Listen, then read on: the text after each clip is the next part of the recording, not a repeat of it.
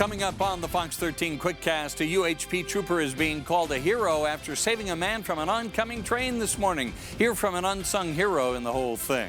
How some local vape shops may soon be punished by lawmakers for selling to underage customers. And after more than a century, a piece of history is revealed for the first time in Salt Lake City. This is a Fox 13 Quickcast. We're learning more about a UHP trooper's quick actions this morning that saved a man's life. Trooper Ruben Correa had only milliseconds to save an unconscious man who suffered a medical emergency while driving on I-15 in Centerville. Trooper Correa pulled the man to safety just milliseconds before that train hit the man's SUV. Now the trooper is being praised for his heroic actions. He was in danger and I had to get him out of the vehicle as quickly as possible. So at that point, I actually wasn't really thinking, I was just doing my job.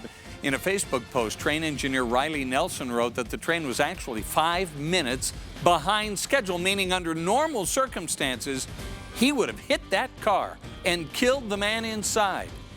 UTA says Nelson is an unsung hero for slowing the train down just enough to give Trooper Correa enough time to get that man out of the car. Okay. Somebody just stole my car. Okay. And my kid was inside. You said your son was inside? My son was inside, but he got out. Police released this 911 call made by a Tooele woman yesterday morning. They say she left her car running for just a moment at a Walmart with her 10-year-old son inside. That's when the suspect jumped in and took off. Officers are still looking for that suspect tonight.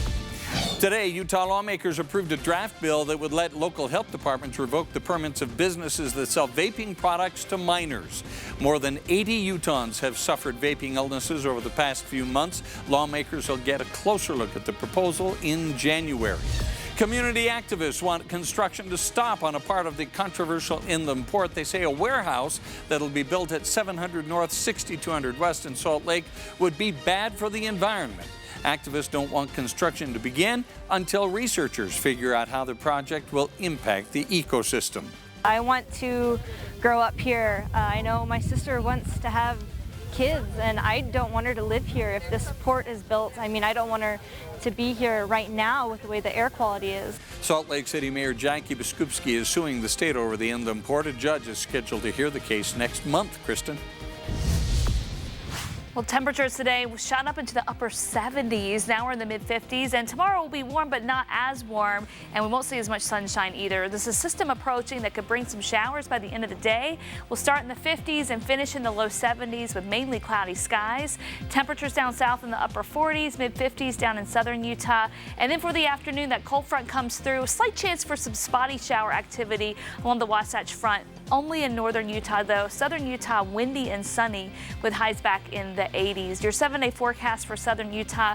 We will cool things off Friday, 70s, and then the next big cool down Sunday back to 70 and upper 60s.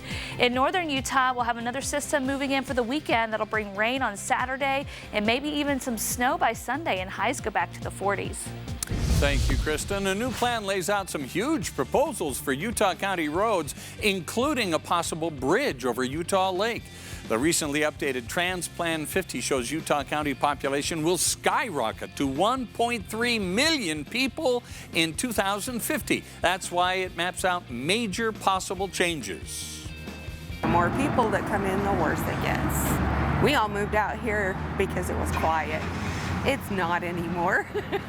The plan also calls for more of a light rail system in Utah County. The Mountain Land Association of Governments is presenting this plan to various city councils. Utah has the lowest rate of childhood obesity in the country. That's from a new report from the Robert Wood Johnson Foundation. In Utah, about 1 in 11 children are considered obese. That's way below the national rate. The grassroots group, The Policy Project, gathered on Capitol Hill today to call for an end to the tampon tax. They want lawmakers to eliminate the sales tax on tampons, pads, and other feminine hygiene products. Only 11 states have dropped their tampon tax so far. And finally, after more than a century, a time capsule buried in an Ogden school was opened for the first time. This box was left inside an old Ogden academy back in 1887, had a Bible, several newspapers, business cards, and several mementos from students and staff. Historians say it's one of the most complete time capsules they have ever seen. Wow. That's the Fox 13 Quickcast, the day's top stories in just 5 minutes. Don't go anywhere. Modern Family starts now.